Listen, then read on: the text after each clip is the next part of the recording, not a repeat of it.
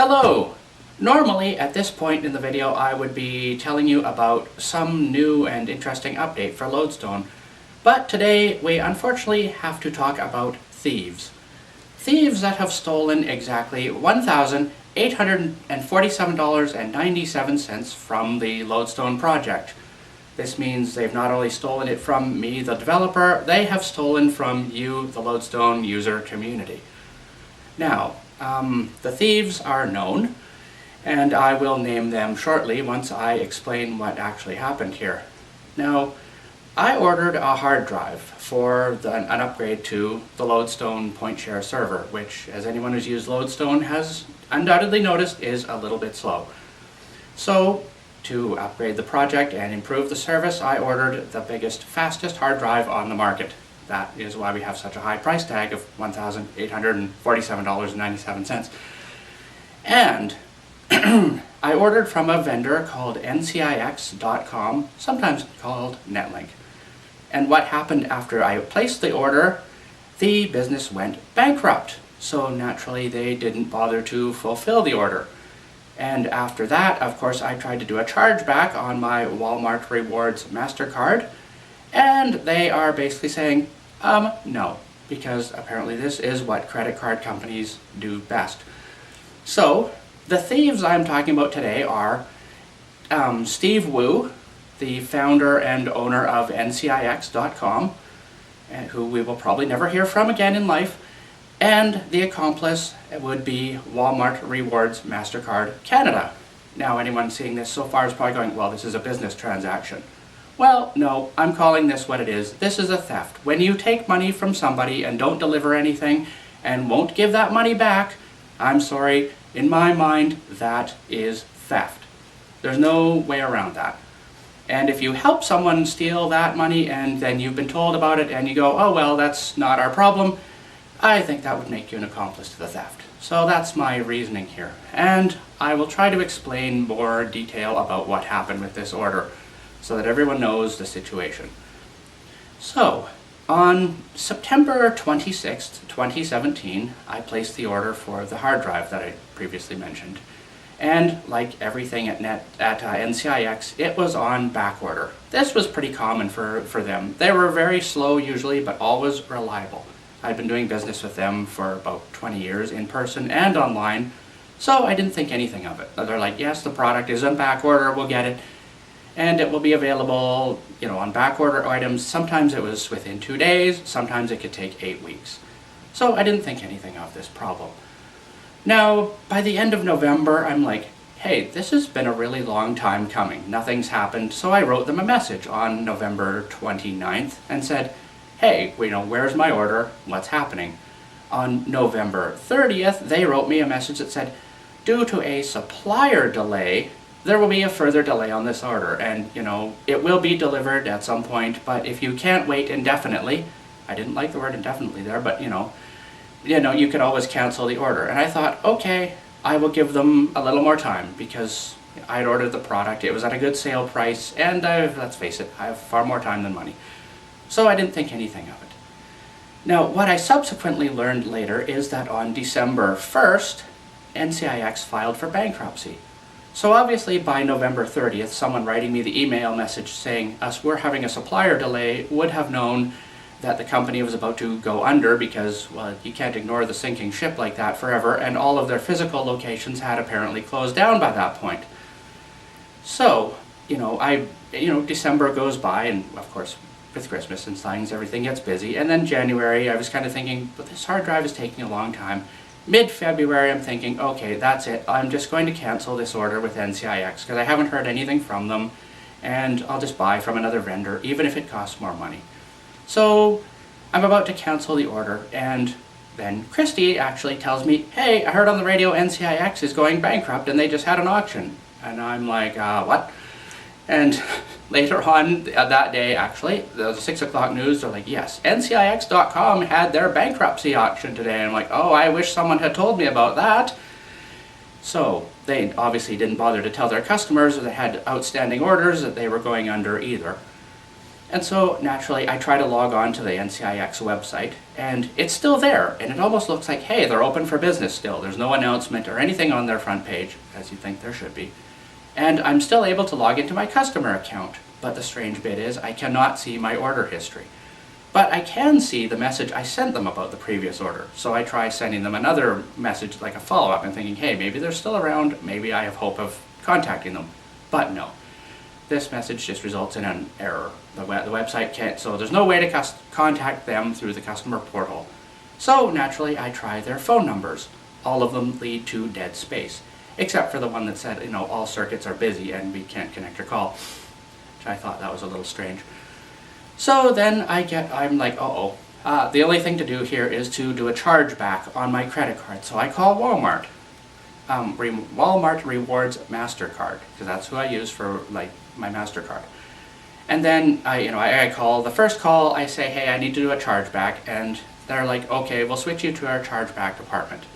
So they do that, and then for some reason the chargeback department was closed, and they don't bother to give you any hours as to when it will be open. So all right, I'll try again the next day.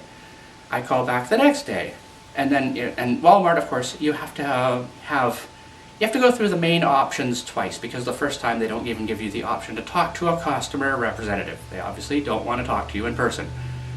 And then when you do finally get through, you get to an overseas call center, which I'm going to say is in India, because everyone I've ever connected to has had an Indian accent and spoken varying degrees of English. And the call quality has always been horrible, low volume, jittery. Anyone who's ever called any big company knows what I mean by now. So the second call, I talk to the guy, a guy with an Indian accent answers, and then I tell him I want to do a chargeback on my MasterCard. His response is, chargeback? And I'm like, then I have to explain to this guy what a chargeback is. And then after I do that, he promptly tells me that they can't do it. It's funny, he didn't know what it was 30 seconds before, but now he tells me he can't do it because the order was placed 30 days ago.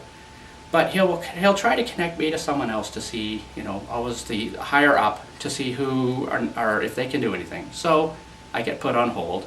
A few minutes goes by, then the call drops out into a, thank you for calling, would you like, to take a customer survey?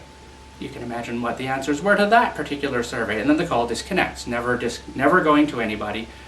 So I call back again, like, this isn't acceptable. And I get to another person finally, after hold music and the various things to get to the call center. I get to another, Indian accented person who spoke much better English at least and understood what the chargeback was. This time, no, sorry, we cannot do a chargeback because the order's been over 60 days. Well, the first guy, it was 30 days, and now it's gone to 60 days. So, I'm like, okay, and there's nothing else they're going to do. And then the person at that end says, maybe you could contact the trustee for NCIX and see if you can get your money back that way. And I'm like, okay, do you have any idea how I would do that? No. And MasterCard must have had to deal with this process, so surely someone should know how this works. So I decide, all right, the phone call methods aren't working. I'm clearly getting to people that aren't knowing what is happening. So we try the social media method, where I have Christy post a Facebook message to Walmart and various other people to let them know what the situation is. I figure, hey, the social media channels work for presidents and celebrities. I'll give it a try and see if they work for me. Walmart does eventually respond with a couple of one-liner messages, and then we go back and forth with them for a little while. They're like, call in. I have called in. We'll contact you. What's your contact information? We give them that. And then there's basically a lot of stalling tactics until I finally have a message written up that actually outlines the situation to them in great detail and explains that I think they're using stalling tactics. About 2 weeks of this goes by. And at that point, then they're like, sorry, you're actually contacting the wrong department. We'll forward you over to the right department. It's like, really? All this time we've been talking to the wrong people and about a chargeback and you don't know this? So eventually I do get a call from the Walmart Rewards Mastercard security department. Of course, I'm not home when this call comes in, luck of the draw. And it's just, Aisha from the security department. That's the only name I can actually remember in this whole process, because it was the only name that was clear. And she doesn't identify herself as a supervisor or anything, just a person that basically says, yeah, we're calling you, please call us back. And no extension or anything, just the main number, just call through again. So I do that. And this time, after a bit of, hold and all that, connecting, whatever, I get to another guy. And he sounds a little more competent. He speaks not too bad of English, a French-sounding guy. And he tells me, and I explain the situation again, and then he tells me that, oh, sorry, we can't do anything since the order was placed over 120 days ago. Well, we've gone from 30 to 60 to 120. So, okay, and there's no further, he's not going to go any higher, so whatever. So I start researching, MasterCard timeouts, because 120 days sounds like something that would be reasonable. And it turns out it is, except in the case of a product not delivered, then the 120 days starts after the last expected product delivery date, which I would think would be November 30th, since that would be the last time that I communicated with NCIX. So I'm like, okay, maybe this is good. We're going to get somewhere after all. So I call back the next day again.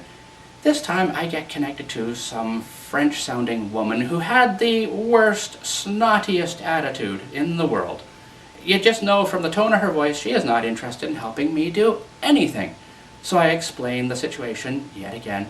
And apparently, I guess now they've started writing something down in my file. And she's like, oh, the agent yesterday advised you that well, yes, he did, but I've also come across this information online about MasterCard's policies and the delivery date and such and such. And she didn't say that this was wrong, mind you. She started going into a bit of a loop, stuttering and stammering and putting me on hold, checking things, going, oh, well, MasterCard has no right to do this, and this is very late.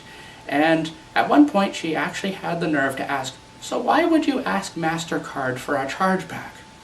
At that point, I'm like, well, you are the credit card company. Why would I not ask for the chargeback from you guys?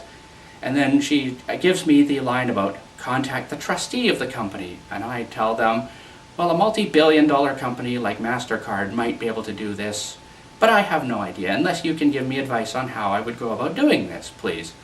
And then, of course, no. I don't know how we would do that.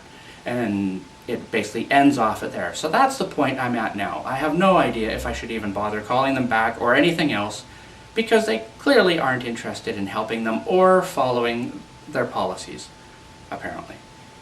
So I'm making this video to explain to whoever wants to watch this thing the whole situation. That Walmart takes advantage of the blind. Yes, they take the advantage. I think we should have that as the hashtag for this video. Robbing the blind. Mm-hmm. That's what I think. Hashtag robbing the blind. Yeah. Please support it. Robbing the blind. Yes, that's Christy behind the camera. Thank you. But I'm not done the video yet. So, that's the thing. What I'm really hoping from this video is if anyone from NCIX.com ever sees this and decides to grow a conscience, talk to me. They won't. They won't, but give me a call or contact me in some way. If anyone from Walmart Rewards Mastercard decides that they would like to actually do the right thing and help out in this situation, again, contact me. Give me, just contact our social media channels, just let me know. You don't even have to contact me in person if you want. You can just reverse the charge on the account. You know my name by now, Shawn Kirkpatrick. If you want, and if there's an email connected to the account, you can always send me a message that says, hey, we've done this. If you don't feel like contacting me in person and incurring my wrath. But I have a feeling that we will be seeing flying pigs over the frozen landscapes of hell long before either one of these two things happen. So I do have a request for anybody watching this video. If you are a Lodestone user and you feel like you've been ripped off by this, or you don't feel like the businesses should be ripping off blind people, drop these guys a line. I know NCIX has a Facebook page. I don't think it's monitored anymore though. But Walmart Rewards Mastercard certainly has a page, or Walmart Canada does. Coincidentally, we are not allowed to post on it anymore. I cannot post a status on it anymore. Just a coincidence. Yeah, just a coincidence there. So yeah, if you don't think that businesses should be able to get away with doing these types of things, and they only do it because we've let them do it so long, drop them a line and say, hey, this isn't acceptable anymore. And with the hashtag robbing the blind, let's see if we can get this going. Or anyone that may have a MasterCard, if maybe you've had a similar thing, post your story and tell them. Or don't use your MasterCard anymore. Because, this could happen to anybody.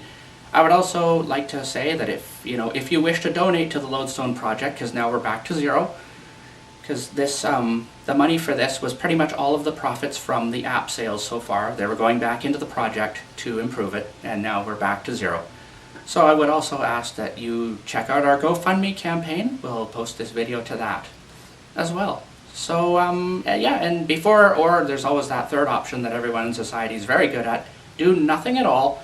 But when you do that one, just remember, this could happen to you at any time, and then the businesses involved won't care.